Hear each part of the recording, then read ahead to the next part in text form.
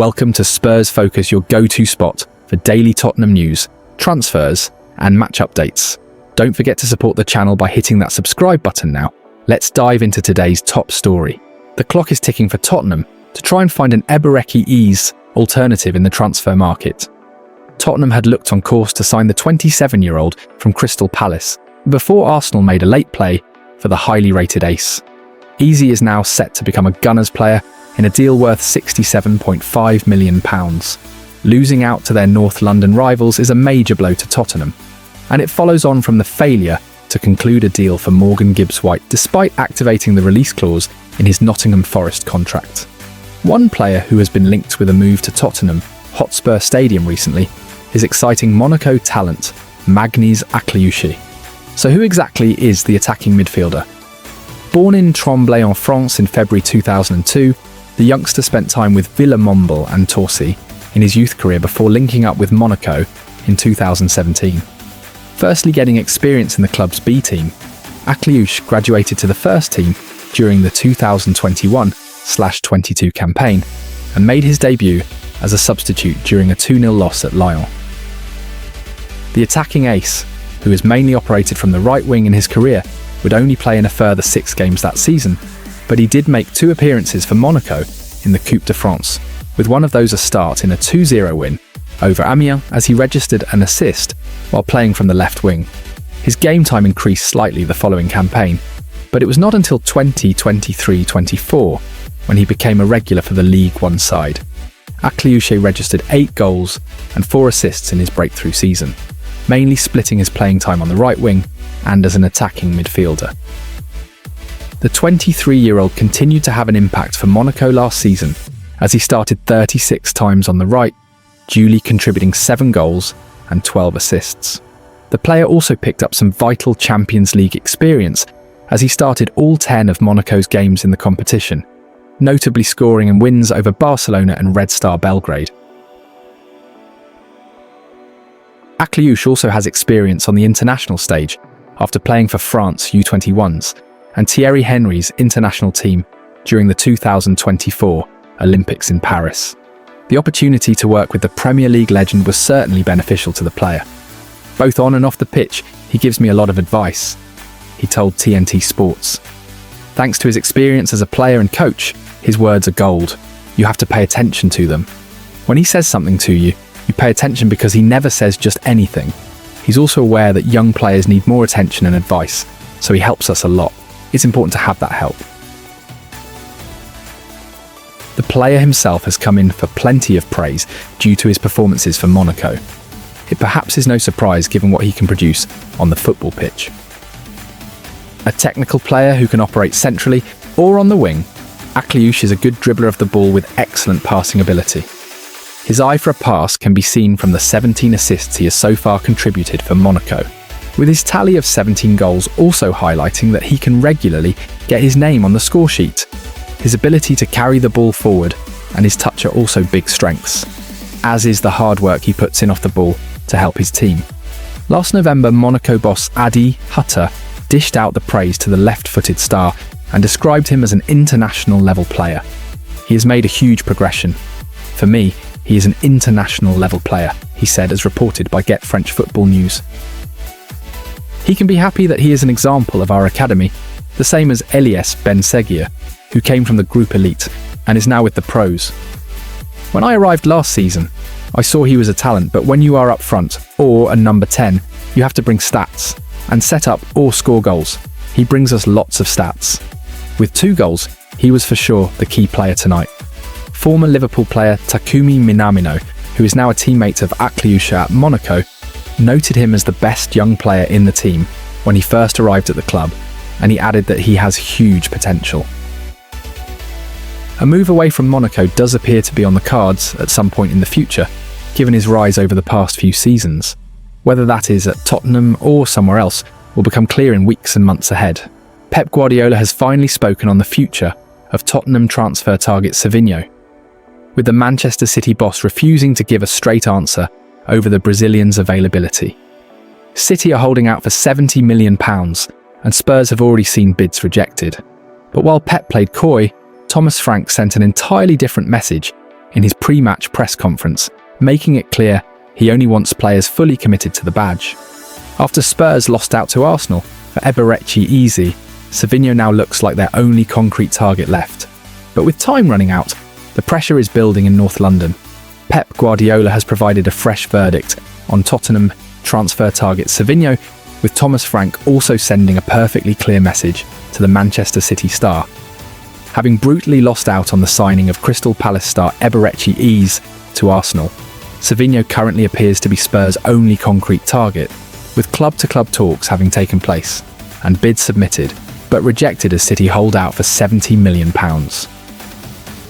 The Brazil international was absent for City's win over Wolves due to injury, with Guardiola confirming that issue will also keep him out of facing Spurs on Saturday. The 54-year-old was also specifically asked about the futures of Savinho and Manuel Akanji. "I don't know about that," he said at his Friday press conference. "They are our players, and we'll see what happens. I think a few things are going to happen, and we'll see." Transfers were also a big talking point at Frank's latest press conference, with the Dane delivering a very different verdict in comparison to the man who will be in the opposite dugout on Saturday. "To make it very, very clear, I don't want any players that don't want to come to the club," he passionately admitted after initially being asked about failed moves for Eze and Morgan Gibbs-White. "Who don't want to come to the club and wear this fantastic badge, we don't want them here. I think that's very clear, and also pretty sure that the fans will feel the same if they don't want to put the fantastic shirt over their head. Play for the badge, play for the club. Really enjoy it. No problem, then we don't them there. I think that's a key message." In the wake of Spurs losing the race for Eze, it has emerged that a deal with Arsenal was in place as early as last weekend, and that Emirates Stadium was always his top choice. Thankfully, that does not look to be an issue regarding Savinho. Tottenham's summer transfer window has hit panic mode after Arsenal swooped in and hijacked their deal for Eberki Eze, agreeing a £68 million package with Crystal Palace. Spurs, still reeling from their failure to land Morgan Gibbs-White, are now scrambling for alternatives, with Aston Villa's Morgan Rogers emerging as a surprise £70 million target. But with Villa desperate to keep him, and just over a week left in the window, Daniel Levy and Johan Lang face a huge test to salvage what has been a chaotic summer. Aston Villa star Morgan Rogers is the latest Eberki Eze transfer alternative to emerge for Tottenham after Arsenal hijacked their deal and swiftly agreed a £68 million package with Crystal Palace. Following on from the Morgan Gibbs-White transfer mess, Spurs have been left embarrassed again. And even though there is just over 1 week of the summer window remaining, Daniel Levy and Johan Lange can still salvage what has been a disastrous few months. The panic stage of the window is absolutely here, and therefore, if it takes £70 million to sign him, which would be a club record fee, then so be it. The Brazil international does not solve the glaring gap in attacking midfield though, with an equally as expensive Premier League star seemingly under consideration. According to The Independent, Tottenham have made contact with intermediaries for Morgan Rogers, who will cost significantly more than Eze, but is now a priority target. Their report adds that Aston Villa don't want to sell the 23-year-old, but a bid could change things amid concerns over complying with profit and sustainability rules. Even after selling Jacob Ramsey to Newcastle United in a £43 million deal, worries over PSR continue to persist at Villa Park. But it is likely that even taking that into account, Rogers' asking price could easily be double the fee Ramsey departed for. Given the 30 goal contributions he picked up last season, his age and the 5 years remaining on his contract, a deal actually happening is extremely hard to foresee, and Football London understands there is no interest in Rogers from Spurs. Rogers, who also admires at Chelsea, would be a statement signing for Spurs, but it is quite clear Unai Emery sees him as the future of Villa, and would much rather sell other players if needs be. As evidenced by how they've handled transfer negotiations this summer, Tottenham are much more likely to make their valuation clear in talks as opposed to submitting an outright offer. It seems almost impossible that Villa would entertain either of those, considering the fact that this current trading period is nearly over and Emery has already lost one first-team attacker. The Lilywhites contest the waters, but with limited time remaining, they will be better off targeting AS Monaco star Magnes Aklushi or Leicester City's Bilal El Khanous, as they are likely to be much cheaper And if Spurs also sign Savinho, fresh off a dramatic Super Cup heartbreak against PSG and a comfortable win over Burnley, Thomas Frank is preparing Tottenham for their toughest challenge, yet a trip to champions Manchester City. The Spurs boss has shown a willingness to adapt his system for big opponents, and Saturday's early kickoff could see him revert to a back three to blunt Pep Guardiola's free-scoring side. With Richarlison and Kudus leading the line, and Bentancur and Palhinha ready to return, Spurs may unveil a flexible, hard-hitting XE designed to frustrate the Etihad crowd.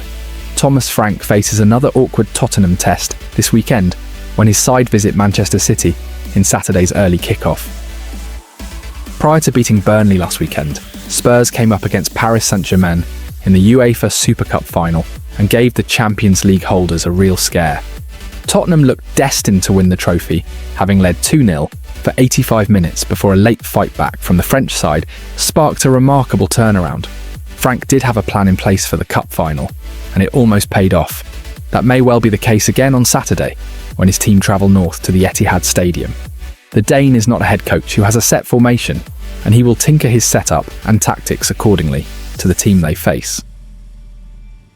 During his time as Brentford boss last season, Frank utilised a back five when the Bees were defeated 2-1 in Manchester last September.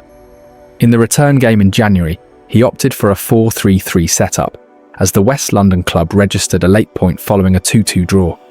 Frank could choose to repeat the 4-2-3-1 formation he used in last Saturday's 3-0 win over Burnley as Richarlison hit a double, and Brennan Johnson also got in on the act. The other option would be for him to revert to the system he used in the PSG game when he went with a back three and wing-backs, with Pape Matar Sarr offering support to Richarlison and Mohamed Kudus in attack. Given City put 4 past Wolves at the weekend, and they are extremely impressive going forward, a return to the back three could be what the 51-year-old opts for. That would mean Kevin Danso, who would take Johnson's place from last weekend, comes in to join Christian Romero and Mickey van de Ven in the backline, with Pedro Porro and Jed Spence operating out wide. In midfield, Rodrigo Bentancur and Joao Palhinha will be leading the race to start after both dropping to the bench for the Burnley game. Archie Gray and Lucas Bergvall will be the 2 players to miss out to accommodate the aforementioned pair. Sarr will be the most advanced midfield player in this setup, giving him the chance to add to the threat of Richarlison and Kudus in attack, as was the case in the Super Cup final. Here is the strongest Tottenham Interneinen to face Man City on Saturday. Strongest Tottenham Minalins versus Man City. Vicario, Danso, Romero, Van de Ven, Porro, Bentancur, Palhinha, Sarr, Spence, Kudus, Richarlison. Tottenham Hotspur are closing in on a sensational move for Crystal Palace star Eberki Eze, with fresh talks planned between Daniel Levy and Steve Parish to finalise the deal. Eze has made it clear he wants Champions League football under Thomas Frank, and Spurs are hoping to wrap things up in time for him to feature against Manchester City this weekend. Palace boss Oliver Glasner insists the midfielder remains his player for now, but all signs point to a farewell being just around the corner. Tottenham Hotspur are growing closer to signing Eberki Eze from Crystal Palace, with further talks planned between the 2 clubs in order to come to a final agreement. Football.London understands. Spurs have moved for the 27-year-old England international in recent weeks, following James Maddison's anterior cruciate ligament injury, suffered in the pre-season draw with Newcastle in South Korea. With negotiations between the 2 clubs led by the 2 chairmen and co-owners Daniel Levy and Steve Parish, there is now a growing positivity that a deal's almost there to bring Eze to North London. Football. London understands that further talks are planned between Spurs and Palace to reach a final agreement with the midfielder, having informed the Eagles of his wish to join up with Thomas Frank's side and play Champions League football this season with Tottenham. Palace boss Oliver Glasner had hoped that Eze, who played in the goalless draw at Chelsea on Sunday, would be involved in his side's first European match on Thursday night as they take on Fredrikstad in the UEFA Conference League, while Spurs hope to push a deal through for Eze in time for him to play a part against Manchester City at the Etihad Stadium on Saturday in the Premier League. Eze appeared to be saying a potential farewell to the Palace fans at Stamford Bridge at the weekend, in case a deal was concluded this week with Spurs. Glasner said after that draw with the Blues, "Eberki Eze, as much as I know, has a contract with Crystal Palace. He is a Crystal Palace player. He showed it today, and as long as he is a Crystal Palace player and he performs like this, he will play for us. And nobody has told me anything else. He was picked because he is a Crystal Palace player. And he is a very good Crystal Palace player. He trained all week, so there was no reason not to pick him." The next couple of days will decide whether it is Glasner or Frank who gets their wish and has Eze in their team for their next fixture.